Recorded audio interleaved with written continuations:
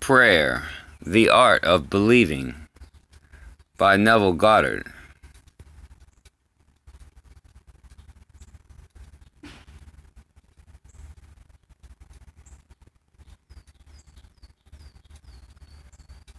Pray for my soul. More things are wrought by prayer than this world dreams of. Tennyson. Prayer is an art and requires practice. The first requirement is a controlled imagination. Parade and vain repetitions are foreign to prayer. Its exercise requires tranquility and peace of mind. Use not vain repetitions, for prayer is done in secret, and thy Father, which seeth in secret, shall reward thee openly. The ceremonies that are customarily used in prayer are mere superstitions and have been invented to give prayer an air of solemnity. Those who do practice the art of prayer are often ignorant of the laws that control it. They attribute the results obtained to the ceremonies and mistake the letter for the spirit.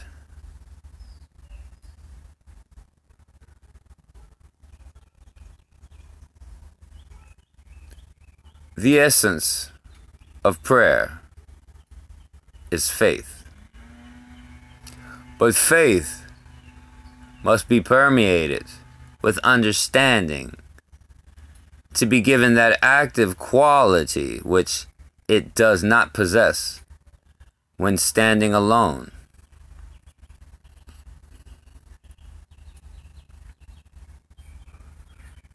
Therefore, get wisdom, and with all thy getting, get understanding. This book is an attempt to reduce the unknown to the known by pointing out conditions on which prayers are answered and without which they cannot be answered. It defines the conditions governing prayer and laws that are simply a generalization of our observations. The universal law of reversibility is the foundation on which its claims are based. Mechanical motion caused by speech was known for a long time before anyone dreamed of the possibility of an inverse transformation. That is, the reproduction of speech.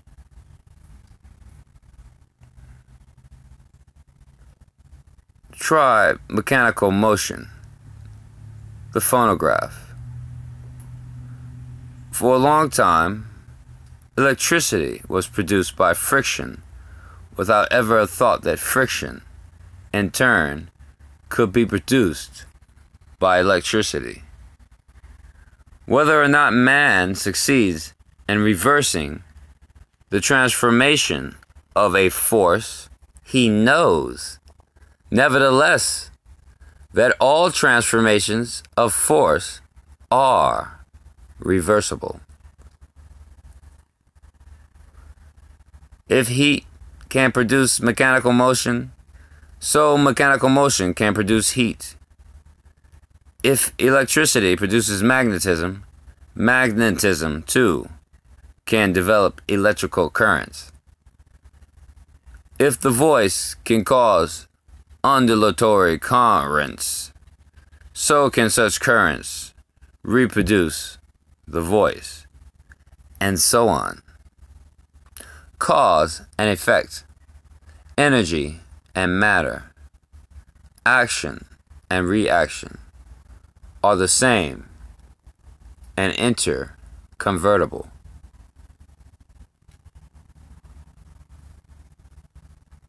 This law is of the highest importance because it enables you to foresee inverse transformation once the direct transformation is verified. If you know how you would feel were you to realize your objective, then inversely, you would know what state you could realize were you to awaken in yourself such feeling.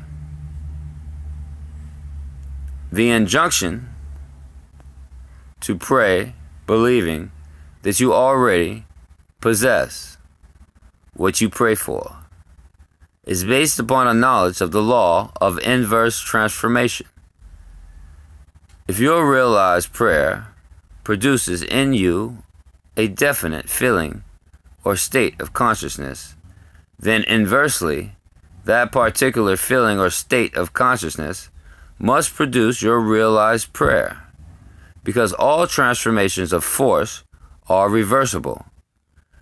You should always assume the feeling of your fulfilled wish. You should awaken within you the feeling that you are and have that which you heretofore you desired to be and possess. It is easily done by contemplating the joy would be yours, were your objective and accomplished fact, so that you live and move and have your being in the feeling that your wish is realized. The feeling of the wish fulfilled is assumed and sustained, must objectify the state that would have created it. This law explains why faith is the substance of things hoped for, the evidence of things not seen, and why he calleth things that are not seen as though they were, and things that were not seen become seen. Assume the feeling of your wish fulfilled, and continue feeling that it is fulfilled until that which you feel objectifies itself.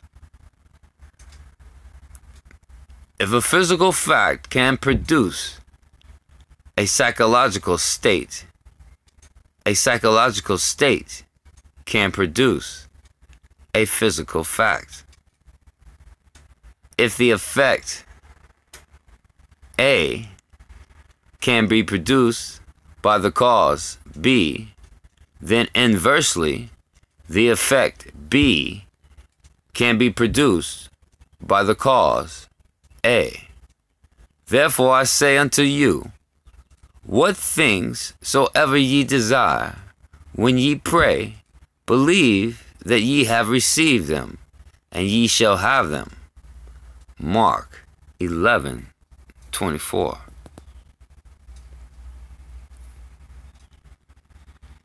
Chapter 2. Dual nature of consciousness. A clear concept of the dual nature of man's consciousness must be the basis of all true prayer. Consciousness includes a subconscious as well as a conscious part. The infinitely greater part of consciousness lies below the sphere of objective consciousness. The subconscious is the most important part of the consciousness. It is the cause of voluntary action. The subconscious is what a man is. The conscious is what a man knows. I and my Father are one, but my Father is greater than I.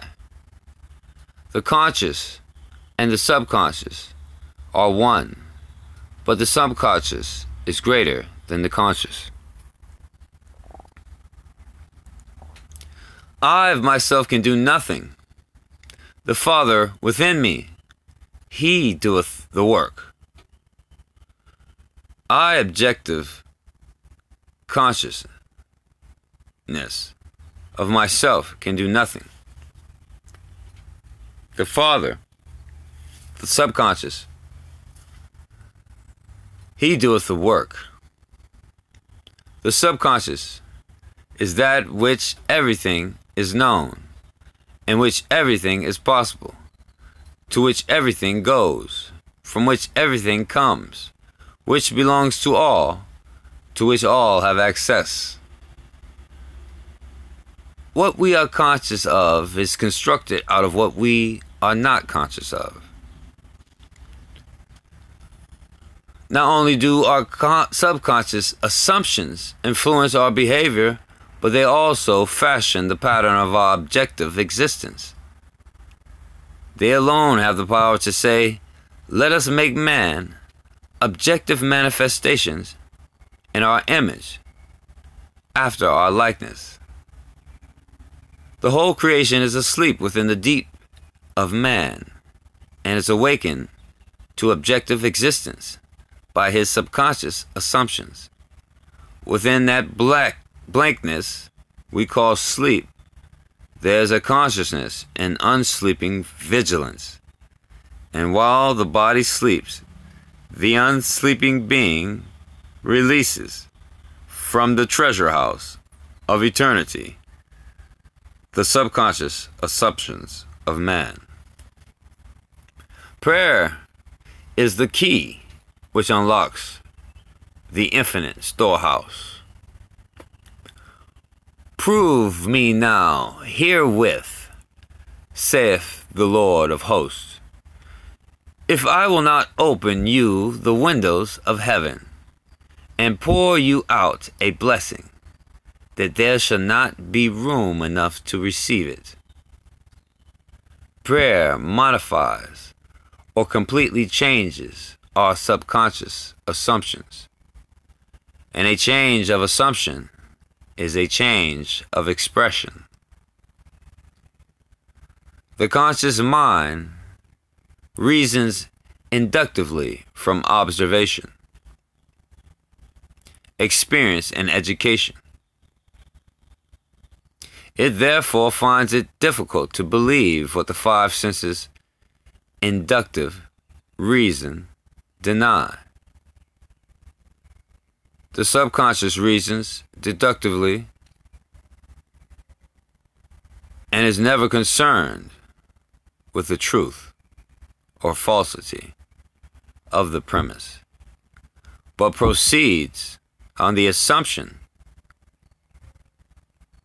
of the correctness of the premise and objectifies results which are consistent with the premise.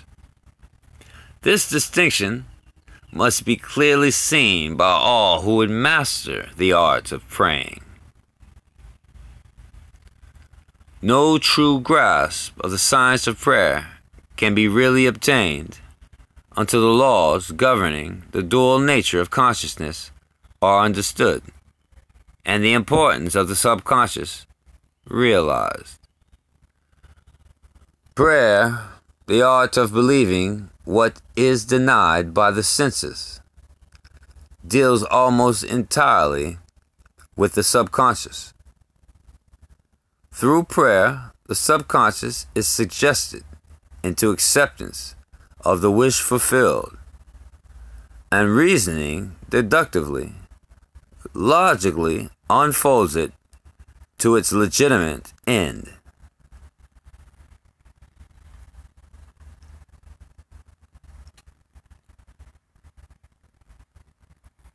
Far greater is he that is in you than he that is in the world.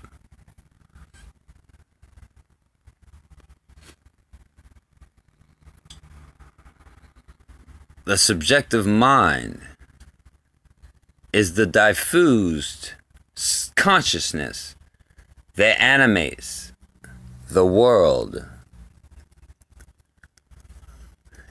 It is the Spirit that giveth life.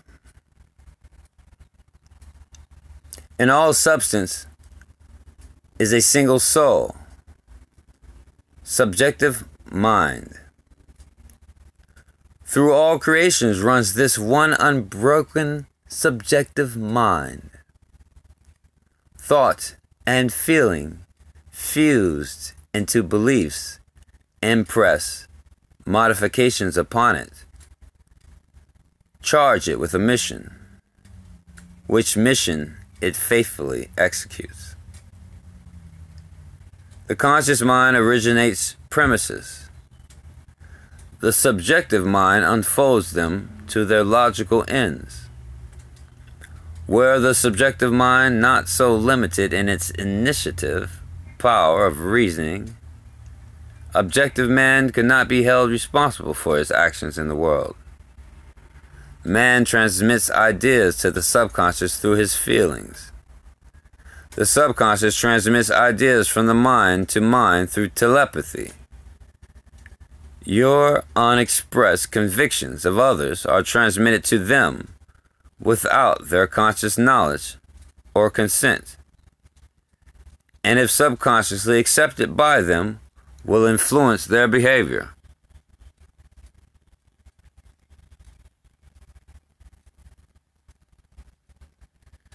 The only ideas they subconsciously reject are your ideas of them, which they could not wish to be true of anyone. Whatever they could wish for others can be believed of them, and by the law of belief which governs subjective reasoning, they are compelled to subjectively accept, and therefore objectively express accordingly. The subjective mind is completely controlled by suggestion. Ideas are best suggested when the objective mind is partly subjective. That is, when the objective senses are diminished or held in abeyance. This partly subjective state can best be described as controlled reverie, wherein the mind is passive but capable of functioning with absorption. It is a concentration of attention. There must be no confliction in your mind when you are praying. There must be no conflict in your mind when you are praying. Turn from what is to what ought to be. Assume the mood of fulfilled desire, and by the universal law of reversibility, you will realize your desire. Chapter 3. Imagination and Faith. Prayers are not successfully made unless there is a rapport between the conscious and the subconscious mind of the operator. This is done through the imagination and faith. By the power of the imagination of all men, certain imaginative men are forever casting forth enchantments, and all men, especially unimaginative men, are continually passing under their power. Can we ever be certain that it was not our mother, while darning our socks, who began that subtle change in our minds? If I can unintentionally cast an enchantment over persons, there is no reason to doubt that I am able to cast intentionally a far stronger enchantment. Everything that can be seen, touched, explained, argued over, is the imaginative man, nothing more than a means, for he functions by reason of his controlled imagination in the deep of himself, where every idea exists in itself and not in relation to something else. In him there is no need for the restraints of reason, for the only restraint he can obey is the mysterious instinct that teaches him to eliminate all moods other than the mood of the fulfilled desire. Imagination and faith are the only faculties of the mind needed to create objective conditions. The faith required for the successful operation of the law of consciousness is a purely subjective faith, and is attainable upon the cessation of active opposition on the part of the objective mind of the operator. It depends on your ability to feel and accept as true what your objective senses deny. Neither the passivity of the subject nor his conscious agreement with your suggestion is necessary, for without his consent or knowledge he can be given a subjective order, which he must objectively express. It is a fundamental law of consciousness that by telepathy we can have immediate communion with another. To establish rapport, you call the subject mentally. Focus your attention on him and mentally shout his name, just as you would to attract the attention of anyone. Imagine that he is answered, and mentally hear his voice. Represent him to yourself inwardly in the state you want him to obtain. Then imagine that he is telling you, in the tones of ordinary conversation, what you want to hear. Mentally answer him. Tell him of your joy in witnessing his good fortune, having mentally heard with all the distinctness of reality that which you wanted to hear, and having thrilled to the news heard, return objective consciousness. Your subjective conversation must awaken what it affirmed. Thou shalt decree a thing, and it shall be established unto thee. It is not a strong will that sends the subjective onward its mission, so much as it is a clear thinking and feeling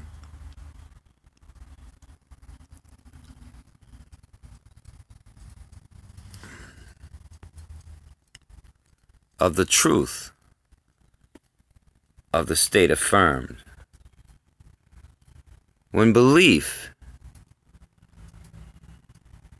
and will are in conflict, belief invariably wins. Not by might, nor by power, but by spirit.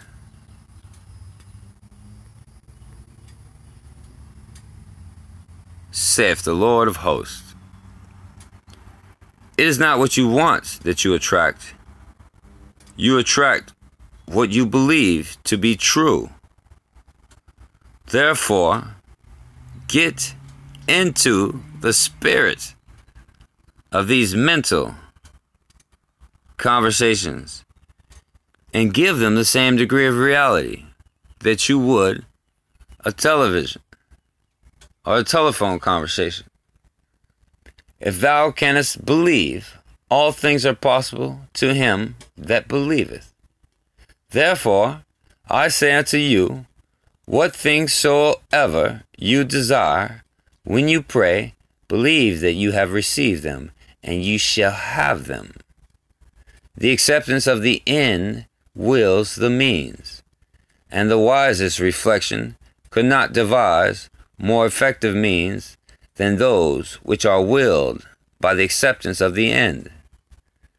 Mentally talk to your friends as though your desires for them were already realized.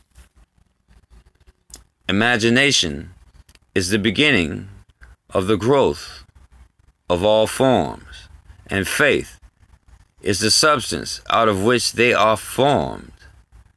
By imagination, that which exists in latency or is asleep within the deep of consciousness is awakened and is given form. The cures attributed to the influence of certain medicines, relics and places are the effect of the imagination and faith. The curative power is not in the spirit that is in them, it is in the spirit in which they are accepted. The letter killeth, but the spirit giveth life. The subjective mind is completely controlled by suggestion. So, whether the object of your faith be true or false, you will get the same results. There is nothing unsound in the theory of medicine or in the claims of priesthood for their relics and holy places. The subjective mind of the patient accepts the suggestion of health conditioned on such states, and as soon as these conditions are met, proceeds to realize health. According to your faith, be it done unto you, for all things are possible to him that believeth. Confident expectation of a state is the most potent means of bringing it about. The confident expectation of a cure does that which no medical treatment can accomplish. Failure is always due to an antagonistic auto-suggestion by the patient, arising from objective doubts of the power of medicine or relic, or from doubts of the truth of the theory. Many of us, either from too little emotion or too much intellect, both of which are stumbling blocks in the way of prayer, cannot believe that which our senses deny. To force ourselves to believe will end in greater doubt. To avoid such counter-suggestions, the patient should be unaware, objectively, of the suggestions which are made to him. The most effective method of healing or influencing the behavior of others consists in what is known as the silent or absent treatment. When the subject is unaware objectively of the suggestion given him, there is no possibility of him setting up an antagonistic belief. It is not necessary that the patient know objectively that anything is being done for him. From what is known of the subjective and objective processes of reasoning, it is better that he should not know objectively of that which is being done for him. The more completely the objective mind is kept in ignorance of the suggestion, the better will be the subjective mind perform its function. The subject subconsciously accepts the suggestion and thinks he originates it, providing the truth of Spinoza's dictum that we know not the causes that determine our actions. The subconscious mind is the universal conductor, which the operator modifies with his thoughts and feelings. Visible states are either the vibratory effects of the subconscious vibrations within you, or they are vibratory causes of the corresponding vibrations within you.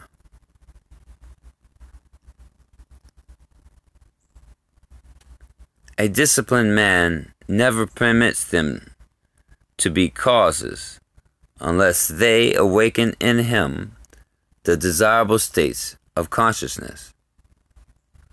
With knowledge of the law of reversibility, the disciplined man transforms his world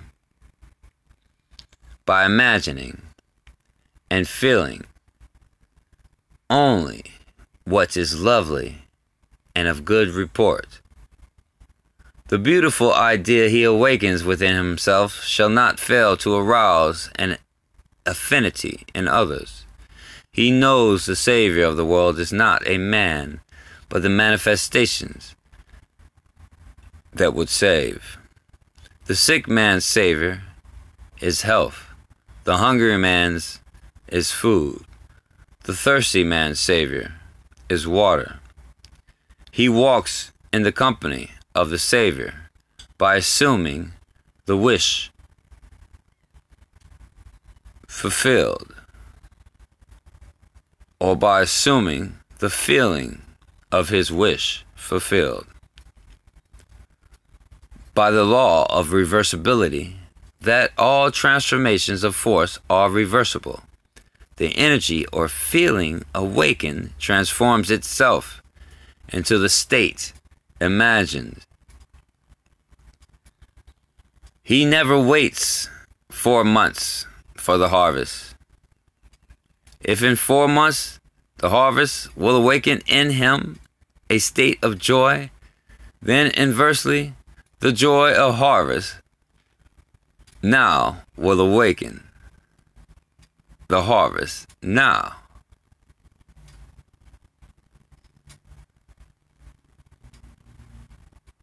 Inversely, the joy of harvest now will awaken the harvest now.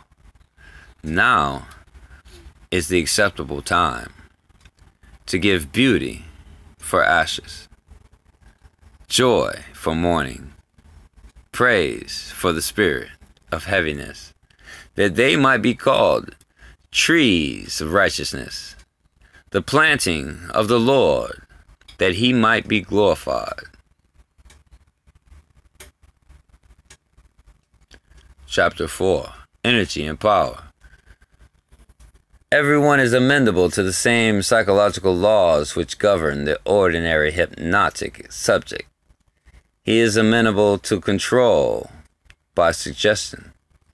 In hypnosis, the objective senses are partly or totally suspended. However, no matter how profoundly the objective senses are locked in hypnosis, the subjective faculties are alert, and the subject recognizes everything that goes on around him. The activity and power of the subjective mind are proportionate to the sleep of the objective mind. Suggestions which appear powerless when presented directly to the objective consciousness are highly efficacious when the subject is in a hypnotic state. The hypnotic state is simply being unaware objectively. In hypnotism, the conscious mind is put to sleep and the subconscious powers are exposed as to be directly reached by suggestion. It is easy to see from this, providing you accept the truth of mental suggestions, that anyone not objectively aware of you is in profound hypnotic state relative to you. Therefore, curse not the king, no, not in thy thought, and curse not the rich in the bedchamber. For a bird of the air shall carry the voice, and that which hath wings shall tell the matter. Ecclesiastes 10:20. What you sincerely believe is true of another, you will awaken within him.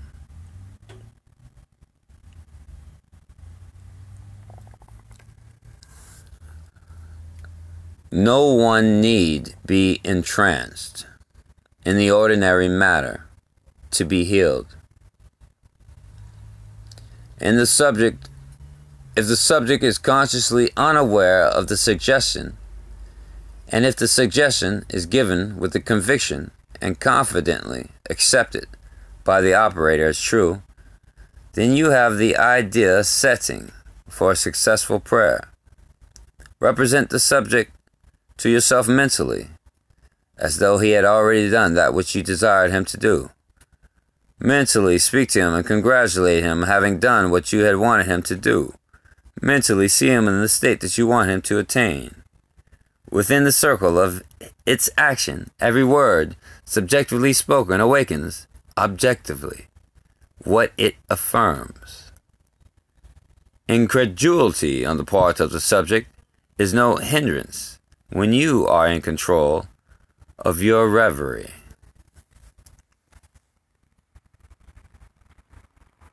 Bold assertion by you, while you are in a partly subjective state, awakens what you affirm.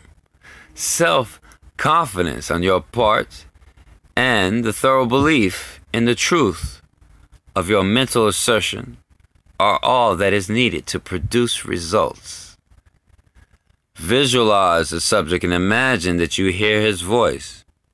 This establishes contact with his subjective mind. Then imagine that he is telling you what you want to hear. If you want to send him words of health and wealth, then imagine that he is telling you, I have never felt better and I have never had more, and mentally tell him of your joy in witnessing his good fortune. Imagine that you see and hear his joy. A mental conversation with the subjective image of another must be in a manner which does not express the slightest doubt as to the truth of what you hear and say. If you have the least idea that you do not believe what you have imagined, you have heard and seen, the subject will not comply. For your subjective mind will transmit only your fixed ideas. Only fixed ideas can awaken their vibratory correlates in these toward whom they are directed. In the controlled reverie, ideas must be suggested with the utmost care. If you do not control your imagination in the reverie, your imagination will control you. Whatever you suggest with confidence is law to the subjective mind.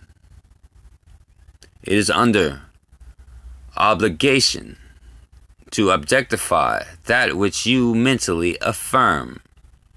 Not only does the subject execute the state affirmed, but he does it as though the decision had come of itself, or the idea had originated by him. Control of the subconscious is dominion over all. Each state obeys one's mind's control. Control of the subconscious is accomplished through control of your beliefs, which in turn is the all-potent factor in the visible states. Imagination and faith are the secrets of creation. Chapter 5. Law of Thought Transmission. He sent his word and healed them and delivered them from their destructions. He transmitted the consciousness of health and awoke its vibratory correlate and one toward whom it was directed. He mentally represented the subject of himself in a state of health, and imagined he heard the subject confirm it. No word of God shall be void of power. Therefore, hold fast the pattern of healthful words which thou hast heard.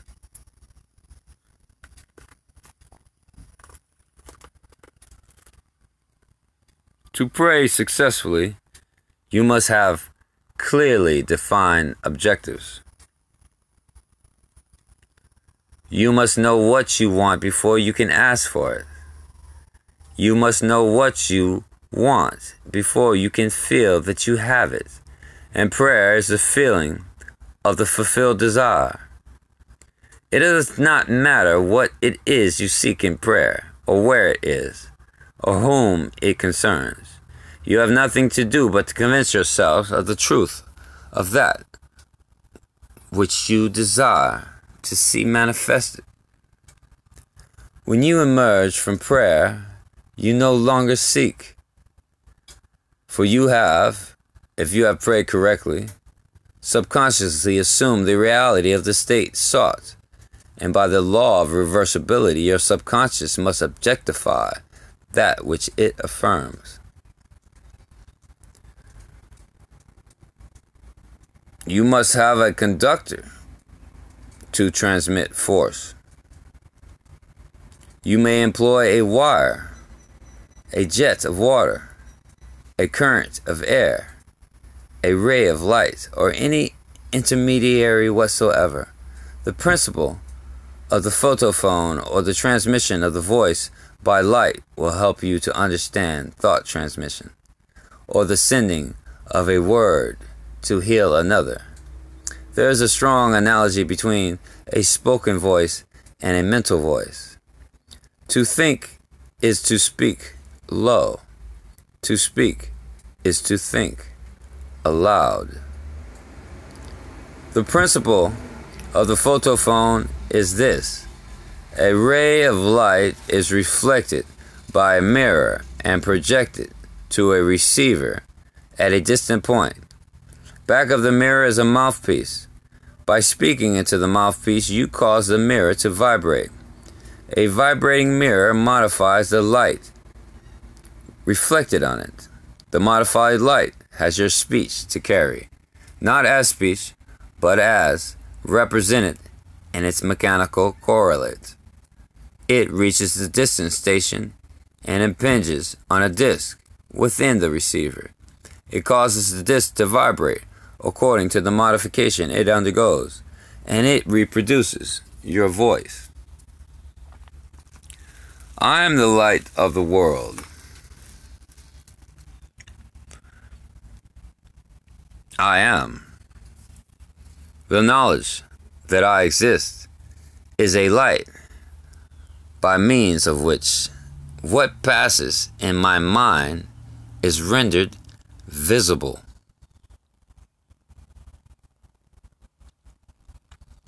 Memory, or my ability to mentally see what is objectively present, proves that my mind is a mirror, so sensitive a mirror that it can reflect a thought.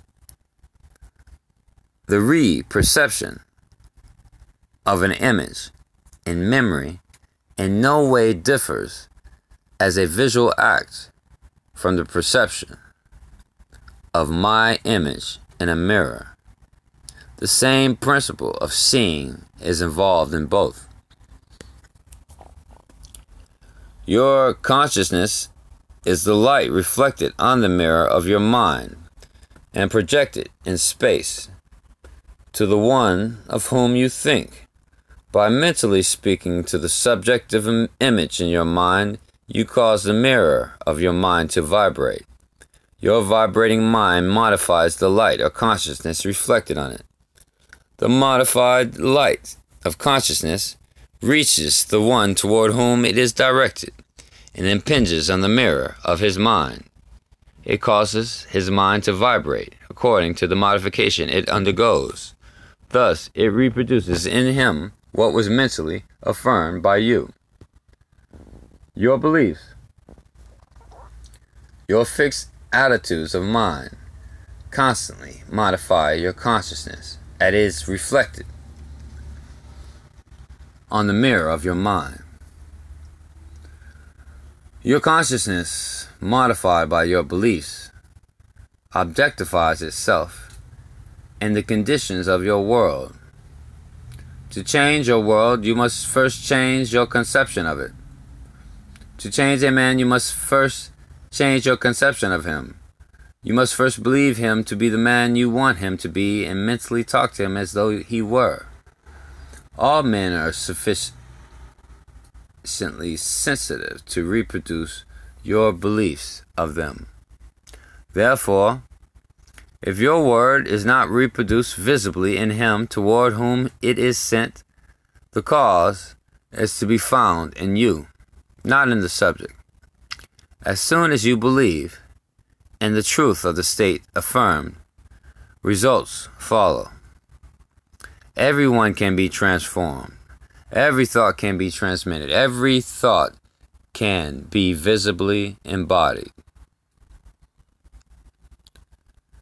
Subjective words, subconscious assumptions, awaken what they affirm. They are living and active, and shall not return unto me void, but shall accomplish that which I please, and shall prosper in the thing whereto I sent them. They are endowed with the intelligence pertaining to their mission, and will persist until the object of their existence is realized. They persist until they awaken the vibratory correlates of themselves within the one toward whom they are directed. But the moment the object of their creation is accomplished, they cease to be. The words spoken subjectively in quiet confidence will always awaken a corresponding state in the one in whom it was spoken. But the moment its task is accomplished, it ceases to be, permitting the one in whom the state is realized to remain in the consciousness of the state affirmed, or to return to his former state. Whatever state has your attention holds your life. Therefore, to become attentive to a former state is to return to that condition. Remember not the former things, neither consider things of old. Nothing can be added to man, for the whole creation is already perfected in him. The kingdom of heaven is within you. Man can receive nothing except it be given him from heaven. Heaven is your subconscious. Not even a sunburn is given from without. The rays without only awaken corresponding rays within. Were the burning rays not contained within man, all the concentrated rays in the universe could not burn him. Were the tones of health not contained within the consciousness of the one whom they were affirmed, they could not be vibrated by the word which is sent. You do not really give to another. You resurrect that which is asleep within him. The damsel is not dead, but sleepeth. Death is merely a sleeping and forgetting. Age and decay are sleep, not death, of youth and health. Recognition of a state vibrates or awakens it. Distance, as it is recognized by your objective senses, does not exist for the subjective mind. If I take the wings of the morning and dwell in the uppermost parts of the sea, even there shall they hand lead me. Even there shall thy hand lead me. Distance, as it is recognized by your objective senses, does not exist for the subjective mind. If I take the wings of the morning and dwell in the uppermost parts of the sea, even there shall they hand lead me. Time and space are conditions of thought. The imagination can transcend them and move in a psychological time and space. Although physically separated from a place by thousands of miles, you can mentally live in the distant place as though it were here. Imagination, your imagination, can easily transform winter into summer, New York into Florida, and so on. Whether the object of your desire be near or far, results will be the same. Subjectively, the object of your desire is never far off. Its intense nearness makes it remote from observations of the senses. It dwells in consciousness, and consciousness is closer than breathing and nearer than hands and feet. Consciousness is the one and only reality. All phenomena are formed of the same substance, vibrating at different rates. Out of the consciousness, as a man came, I, as a man, came, and to consciousness, I, as a man, return. In consciousness, all states exist subjectively, and are awakened to their objective existence by belief. The only thing that prevents us from making a successful subjective impression on one at a great distance, or transforming there into here, is our habit of regarding space as an obstacle. A friend 1,000 miles away is rooted in your consciousness.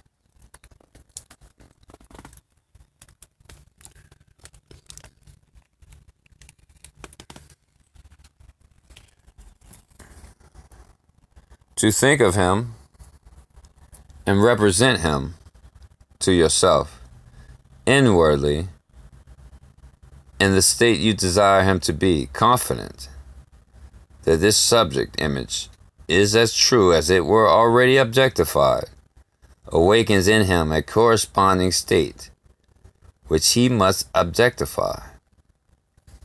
The results will be obvious as the cause was hidden. The subject will express the awakened state within him and remain unaware of the true cause of his action. The illusion of free will is but ignorance of the causes which make you act. Prayers depend upon your attitude of mind for their success, and not upon the attitude of the subject.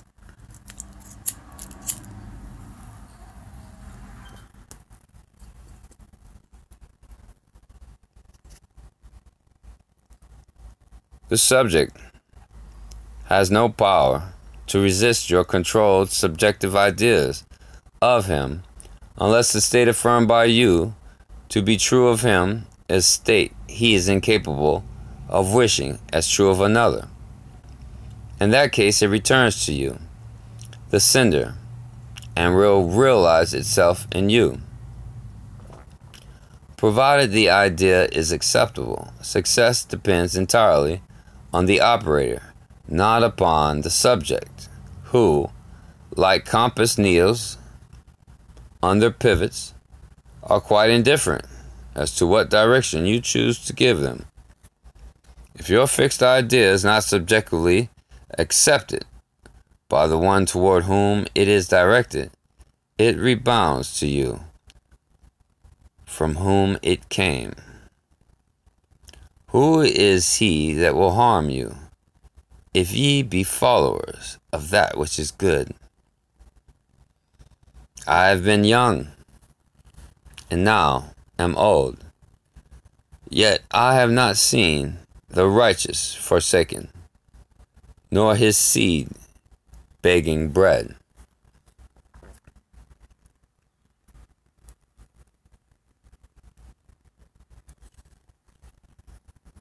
There shall no evil happen to the just.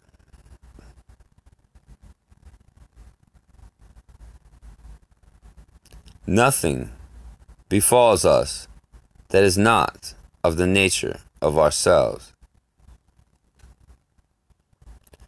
A person who directs a malicious thought to another will be injured by its rebound if he fails to get the subconscious acceptance of the other. As ye sow, so shall ye reap. Furthermore, what ye can wish and believe of another can be wished and believed of you. And you have no power to reject it if the one who desires it for you accepts it as true of you.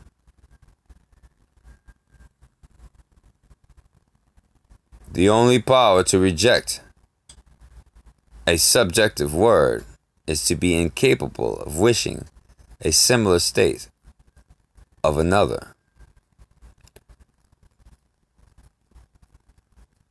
To give presupposes the ability to receive. The possibility to impress an idea upon another mind presupposes the ability of that mind to receive that impression. Fools exploit the world.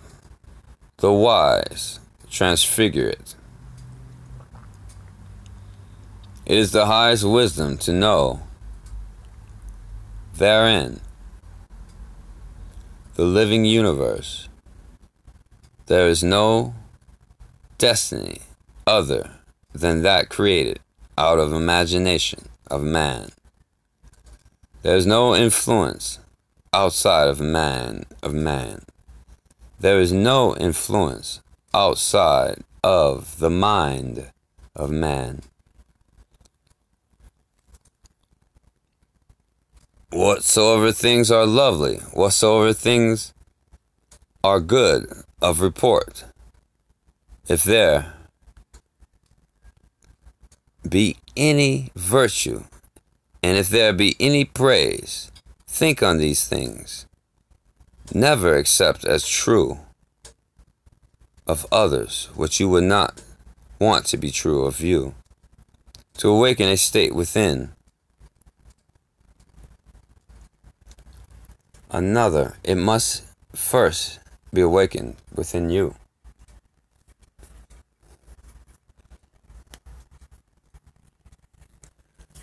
The state you would transmit to another can only be transmitted if it is believed by you. Therefore, to give is to receive. You cannot give what you do not have, and you have only what you believe. So to believe a state as true of another not only awakens that state within the other, but it makes it alive within you. You are what you believe. Give, and ye shall receive full measure, pressed down and running over. Giving is simply believing. For what you truly believe of others, you will awaken within them. The vibratory state transmitted by your belief persists until it awakens its corresponding vibration in him, of whom it is believed. But before it can be transmitted, it must first be awakened within the transmitter. Whatever is awake within your consciousness, you are.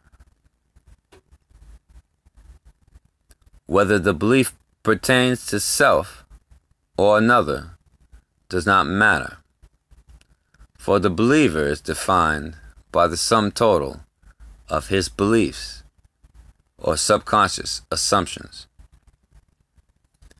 As a man thinketh in his heart, in the deep subconscious of himself, so is he. Disregard appearances and subjectively affirm as true that which you wish to be true. This awakens in you the tone of the state affirmed, which in turn realizes itself in you and in the one of whom it is affirmed. Give, and ye shall receive. Beliefs invariably awaken what they affirm. The world is a mirror wherein everyone sees himself reflected. The objective world reflects the beliefs of the subjective mind. Some people are self-impressed best by visual images, others by mental sounds, and still others by mental actions. The forms of mental activity which allows the whole power of your attention to be focused in one chosen direction is the one to cultivate until you can bring all into play on your objective at the same time. Should you have difficulty in understanding the terms visual images, mental sounds, and mental actions, here's an illustration that should make their meaning clear. A imagines he sees a piece of music, knowing nothing at all about musical notations. The impression in his mind is purely visual image. B imagines he sees the same piece, but he can read music and can imagine how it would sound when the piano played on the piano. That imagination is mental sound. C also reads music and is a pianist. As he reads, he imagines himself playing the piece. The imaginary action is mental action. The visual images, mental sounds, and mental actions are creations of your imagination. And though they appear to come from without, they actually come from within yourself. They move as if moved by another, but are really launched by your own spirit from the magical storehouse of imagination. They are projected into space by the same vibratory law that governs the sending of a voice or picture. Speech and images are projected not as speech or images, but as vibratory correlates. Subjective mind vibrates according to the modifications it undergoes by the thoughts and feelings of the operator. The visible state created is the effect of the subconscious, the subjective vibrations. A feeling is always accompanied by a corresponding vibration. That is a change in expression or sensation of the operator. There is no thought or feeling without expression, no matter how emotionless you appear to be.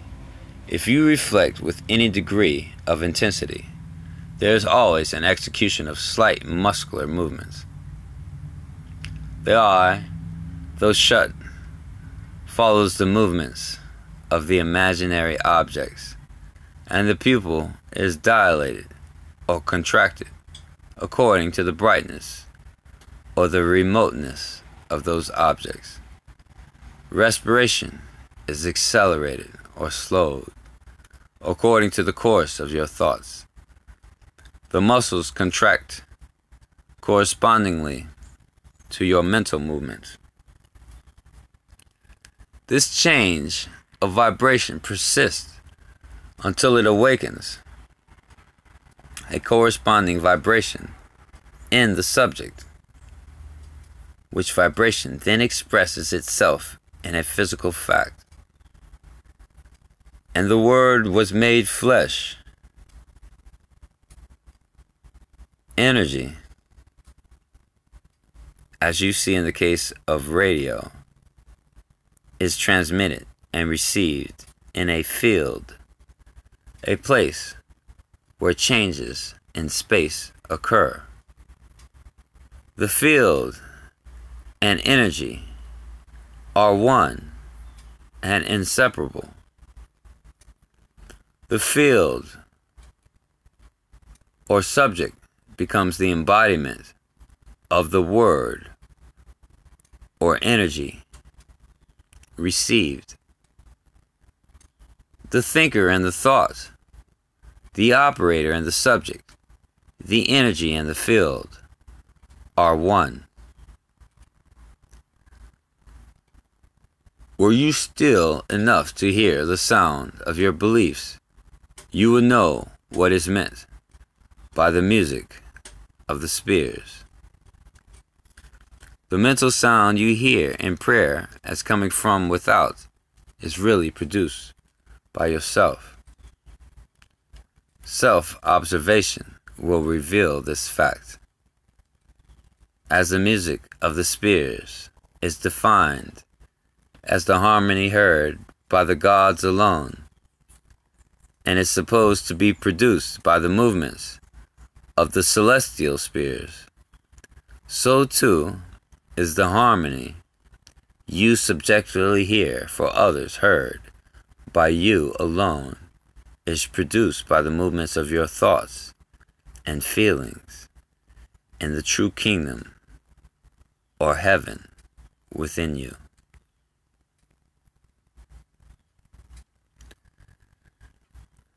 Chapter 6. Good Tidings. How beautiful upon the mountains are the feet of him that bringeth good tidings, that publisheth peace, and bringeth good tidings of good, that publish salvation.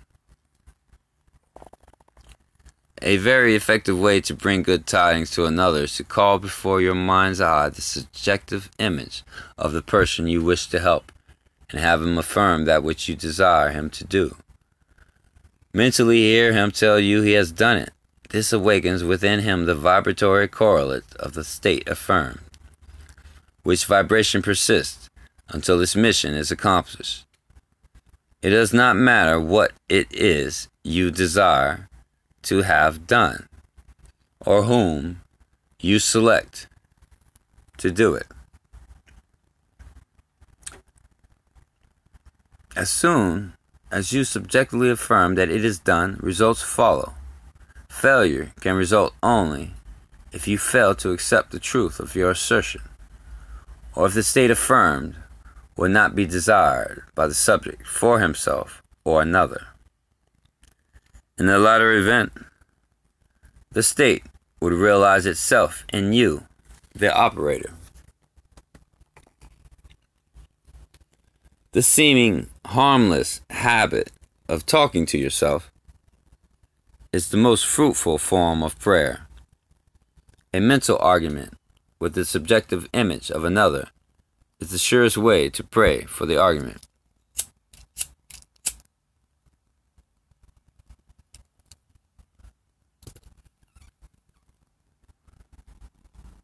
You are asking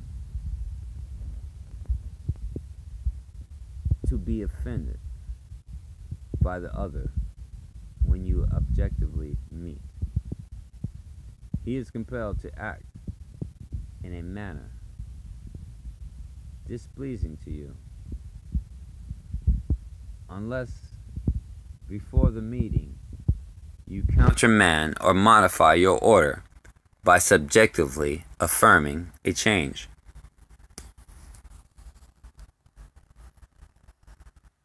Unfortunately, man forgets his subjective arguments, his daily mental conversations with others, and so is at a loss for an explanation of the conflicts and misfortunes of his life. As mental arguments produce conflicts, so happy mental conversations produce corresponding visible states of good tidings. Man creates himself out of his own imagination. If the state desired is for yourself, and you find it difficult to accept as true what your senses deny, call before your mind's eye the subjective image of a friend, and have him mentally affirm that you are already that which you desire to be. This establishes in him, without his conscious consent or knowledge, the subconscious assumption that you are that which he mentally affirmed, which assumption, because it is unconsciously assumed, will persist until it fulfills its mission. Its mission is to awaken in you its vibratory correlate, which vibration, when awakened in you, realizes itself as an objective fact. Another very objective way to pray for oneself is to use the formula of Job.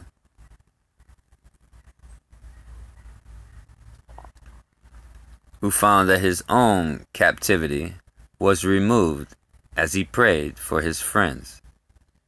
Fix your attention on a friend and have the imaginary voice of your friend tell you that he is or has that which is comparable to that which you desire to be or have.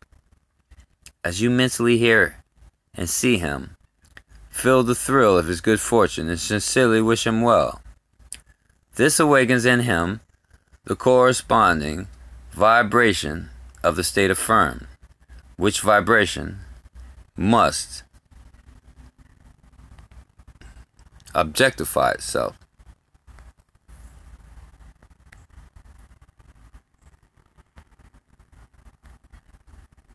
as a physical fact.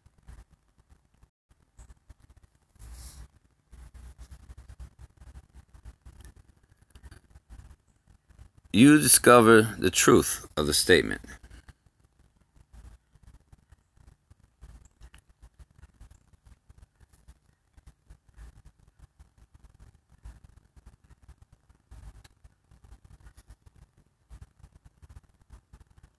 Blessed are the merciful, for they shall receive mercy. The quality of mercy is twice blessed. It blesses him who taketh and him who giveth.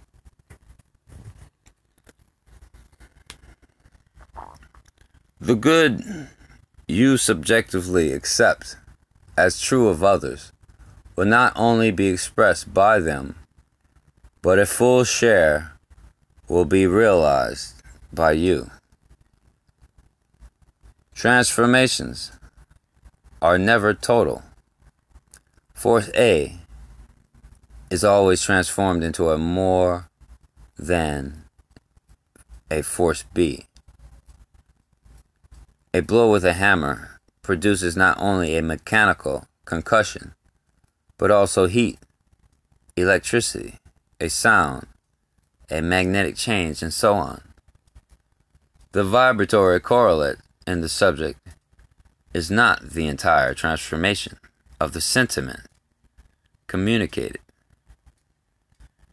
The gift transmitted to another is the divine measure, pressed down, shaken together, and running over, so that after 5,000 are fed from the 5 loaves and 2 fish, 12 baskets full are left over.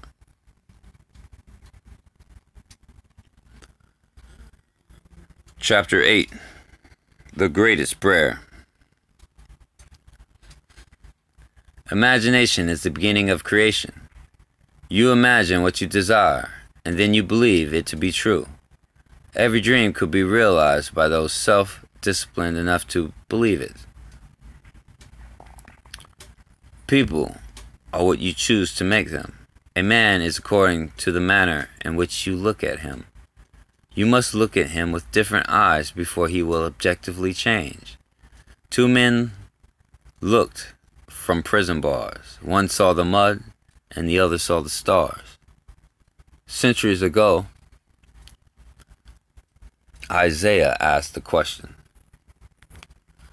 "Who is blind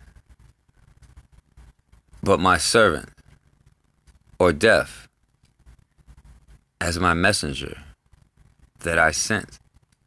Who is blind as he that is perfect, as blind as the Lord's servant?" The perfect man judges not after appearance, but judges righteously. He sees others as he desires them to be. He hears only what he wants to hear. He sees only good in others. In him is no condemnation, for he transforms the world with his seeing and hearing. The king that sitteth on the throne scattereth the evil with his eye.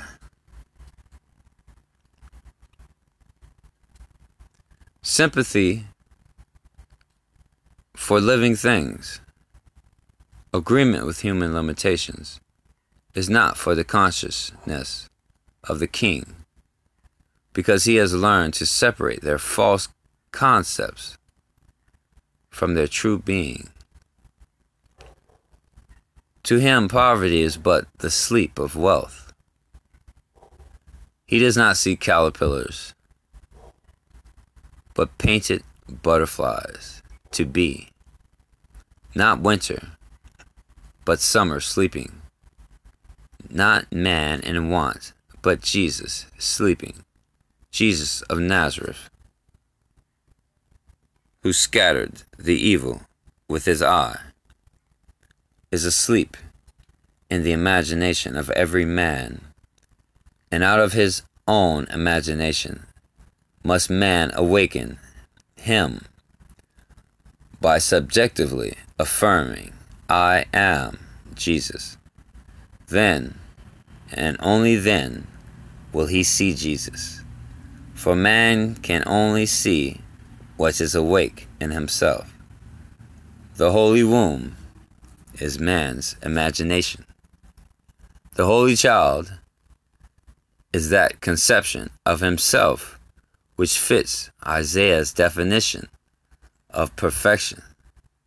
Heed the words of St. Augustine, "Too late have I loved thee, for behold, thou wert within, and it was without, that I did seek thee."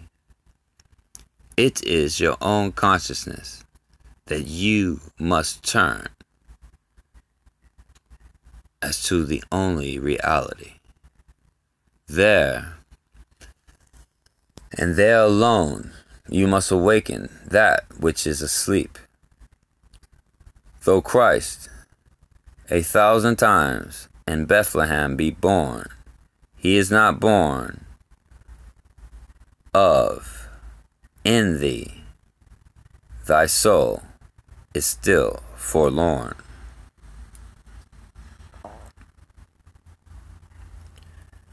creation is finished. You call your creation into being by feeling the reality of the state you would call. A mood attracts its affinities, but does not create what it attracts.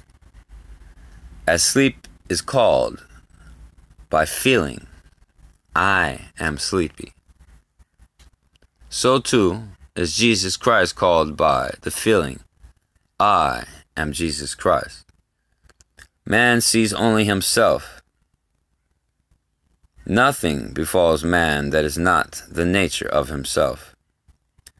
People emerge out of the mass, betraying their close affinity to your moods as they engendered.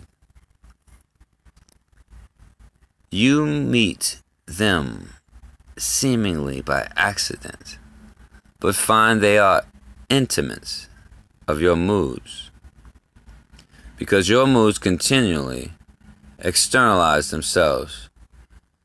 You could prophesy from your mood that you, without search, would soon meet certain characters and encounter certain conditions.